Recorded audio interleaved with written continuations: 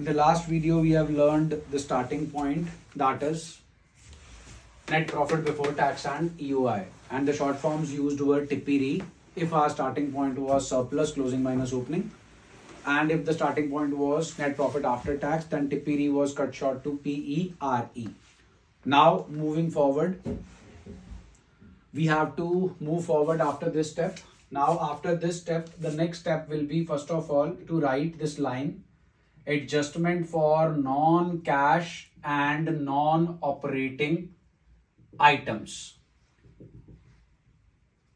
मैं आपको एक छोटी सी समरी में पॉइंट समझा देता हूं ताकि आपको समझ भी आ जाए कि हम जो है ये अगला स्टेप क्यों कर रहे हैं. ध्यान दीजिए, हमारा स्टार्टिंग पॉइंट है नेट प्रॉफिट. अब जब हम नेट प्रॉफिट कैलकुलेट करते हैं, अगर 11th स्टैंडर्ड की बात करूं मैं, तो हम ट्रेडिंग अकाउंट बनाते थे, फिर P&L बनाते थे. ट्रेडिंग अकाउंट में हम अपने डायरेक्ट एक्सपेंसेस लिखते थे, P&L अकाउंट में हम अपने इनडायरेक्ट एक्सपेंसेस लिखते थे. तो जब हम नेट प्रॉफिट पे पहुंचते हैं तो हम बहुत सारे एक्सपेंसेस माइनस कर चुके होते हैं और कई सारी रेवेन्यू की आइटम्स को एड अप कर चुके होते हैं. अब जो एक्सपेंसेस हम माइनस कर चुके होते हैं उसमें ध्यान से सुनिए, डेप्रीसिएशन आता है. Depreciation is a non cash expense. Depreciation में पैसा कहीं बाहर नहीं जाता, हमने अपने नेट प्रॉफिट को कम कर रखा है. Interest on borrowings, interest on borrowings financing activity है, लेकिन नेट प्रॉफिट निकालते वक्त हमने उसे भी माइनस कर रखा है. उसके बाद हमारे पास डिविडेंड रिसीव होता था 11th स्टैंडर्ड में, इंटरेस्ट रिसीव होता था, profit on sale of fixed assets होता था. ये सारी आइटम्स इन्वेस्टिंग एक्टिविटी के इनफ्लोज हैं. हमने नेट प्रॉफिट निकालते वक्त इन्हें ऐड कर रखा है. इसलिए जो हमारा ये स्टार्टिंग पॉइंट है, इसके अंदर बहुत सारी ऐसी ट्रांजैक्शंस हैं जो ऐड और लेस हुई हैं, जो ऑपरेटिंग नहीं है. वो या तो फाइनेंसिंग है, या वो इन्वेस्टिंग है, या वो नॉन कैश है, जिनसे कैश का कोई फ्लो नहीं होता. इसीलिए लाइन लिखी जा रही है, adjustment for non cash and non operating items. अब इसमें हमें वो सारी आइटम्स ऐड करनी है जो नेट प्रॉफिट निकालते वक्त हमने सब्ट्रैक्ट की थी, और वो सारी आइटम्स हमें जो है वो सब्ट्रैक्ट करनी है जो हमने नेट प्रॉफिट निकालते वक्त ऐड कर रखी है.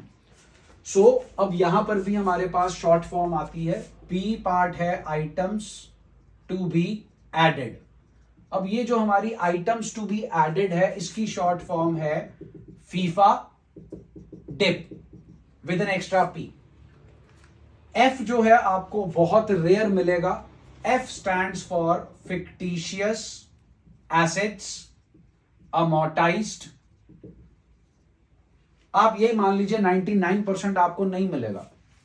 Discount on issue of debentures, preliminary expenses जो एक्स्ट्रा ऑर्डिनरी आइटम में आ गया, उसके लिए जो discount on issue of debentures या loss on issue of debentures जो है, वो जो है फिक्टिशियस एसेट्स अमोर्टाइज के अंदर आप कंसिडर कर सकते हो. वैसे प्रॉपरली जो है वो फाइनेंस कॉस्ट का पार्ट होता है, लेकिन हम उसे फिक्टिशियस एसेट्स जो है प्रिलिमिनरी एक्सपेंसेस को मान लेते होते हैं. तो आपका जो मेन फोकस है, आप फीफा डिप के अंदर मेन फोकस जो है वो रखेंगे आईफा और डिप के ऊपर. I stands for intangible assets amortised. इसमें आता है जी patent, trademark and copyrights. Amortise का मतलब कम हो रहे हैं. अमोर्टाइज्ड वर्ड जो है वो इंटैंजिबल एसेट्स के लिए होता है. डेप्रिसिएशन वर्ड जो है वो टैंजिबल एसेट्स के लिए होता है. FA stands for loss on sale of fixed assets and investments. सिर्फ वो इन्वेस्टमेंट्स कंसिडर नहीं करनी जी आपने जो कि हमारे लिए कैश एंड कैश इक्विवेलेंट का पार्ट है. D stands for depreciation during the year. I stands for interest on borrowings. सारी बोरोइंग्स आ गई जिसमें debenture, bond, loan, term loan, bank overdraft, cash credit. P stands for premium on redemption of preferences या debentures. ये बड़ा एक important topic है. पूरे 1 घंटे का लेक्चर जो था वो इसका दिया गया था, तो वो वहीं से जो है वो आप लोग जो मेरे स्टूडेंट्स हैं वो वहीं से देखेंगे. बाकियों के लिए हाल फिलहाल जो है वो एक आपको ट्रिक बता दी जाएगी, उसके हिसाब से आपका ये पॉइंट जो है वो कवर अप हो जाएगा. अगला पी जो है वो है stands for provision for doubtful debt, अगर बढ़ रहा होगा तो. अब आप चेक करो इंटैंजिबल एसेट्स अमोर्टाइज्ड. पहली बात, जब आप डेप्रीसिएशन कर रहे हो या अमोर्टाइजेशन कर रहे हो, it doesn't lead to any outflow of cash, लेकिन नेट प्रॉफिट निकालते वक्त माइनस हुआ है तो एड बैक होगा। FA stands for loss on sale of fixed assets, fixed assets खरीदना बेचना इन्वेस्टिंग एक्टिविटी है तो उन पे जो लॉस होगा वो भी वहीं जाएगा।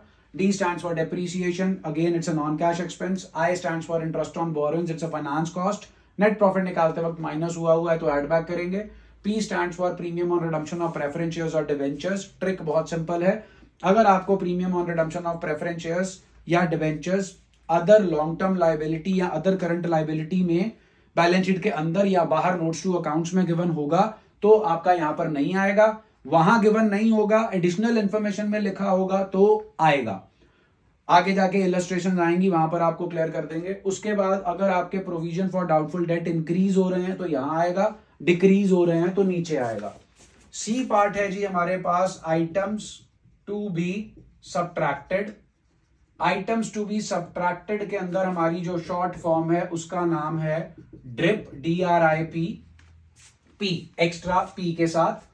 D stands for dividend received, R stands for rent received, I stands for interest received, P stands for profit on sale of fixed assets and investments।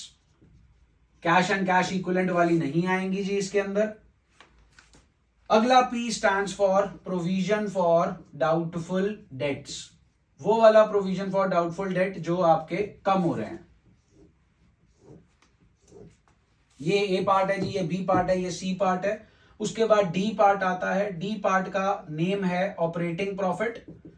अब अगर आपने रेशो चैप्टर किया है तो यहां पर ऑपरेटिंग प्रॉफिट निकालने का एक फॉर्मूला होता है, net profit plus non operating expenses minus non operating incomes.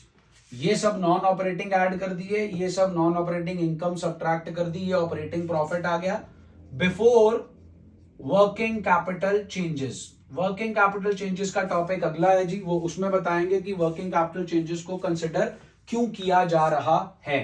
अभी हाल फिलहाल आपका जो टॉपिक है वो है फीफा डिप को समझना और ड्रिप को समझना, वो आपको बता दिया जी। अब इसकी इलस्ट्रेशंस पे आते हैं, फटाफट आइए जी। इलस्ट्रेशन 24, हमें यहां पर cash flow from operating activities जो है वो कैलकुलेट करना है। इलस्ट्रेशन 23 पे आइए, वहां पर हमारे पास सिर्फ यही वाला पॉइंट है।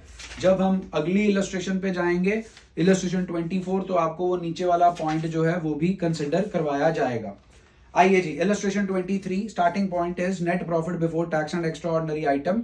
जो हमने पिछली इलस्ट्रेशंस की थी उनके अंदर हम net profit before tax and extraordinary item टिप्पी री के अकॉर्डिंगली कैलकुलेट कर रहे थे, अभी उन्होंने हमें खुद ही कैलकुलेट करके दे दिया। फीफा डिप पर आते हैं। फीफा डिप का जी आपको आय चेक कर लीजिए। Intangible assets amortised, goodwill amortised मिलेगा, वो आ गया जी goodwill amortised. FA loss on sale of machinery आ गया जी आपके पास। D डेप्रीसिएशन आ गया जी आपके पास। I interest on borrowings, interest on borrowings दे रखा है जी आपको। P stands for premium on redemption of debentures, बिल्कुल आपको क्वेश्चन के अंदर गिवन है। शॉर्ट क्वेश्चंस में जब आपको premium on redemption of debenture given होगा आप यही मानेंगे कि ये बैलेंस शीट के अंदर है, क्योंकि 99% सिचुएशंस के अंदर आपको premium on redemption of preference share और डिबेंचर बैलेंस शीट के अंदर ही मिलेगा। 1% की सिचुएशन ऐसी होती है, वो आपको इलस्ट्रेशन में बता दी, आपने कर रखी है। जिन्होंने नहीं की हुई आपको इलस्ट्रेशन वो करवाई जाएगी, जहां पर आपका जो loss on issue of preference shares और डिबेंचर्स है वो आपको बैलेंस शीट के अंदर ना मिलकर एडिशनल इंफॉर्मेशन में दिया होगा, तो तब जो है वो यहां पर नहीं आएगा।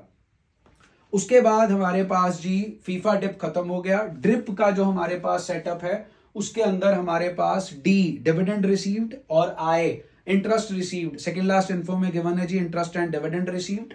उसके बाद P जो है profit on sale of investment given है, रेंट रिसीव्ड हमारे पास नहीं है। इनको एडअप किया, इनको सब्ट्रैक्ट किया, हम यहां पहुंच गए operating profit before working capital changes. तो ये वाली वीडियो के अंदर हमने सिर्फ जो है वो सीखना है operating profit before working capital changes, वो हमने सीख लिया। अगली वीडियो में हम इससे अगले वाले स्टेप पर जो है आएंगे।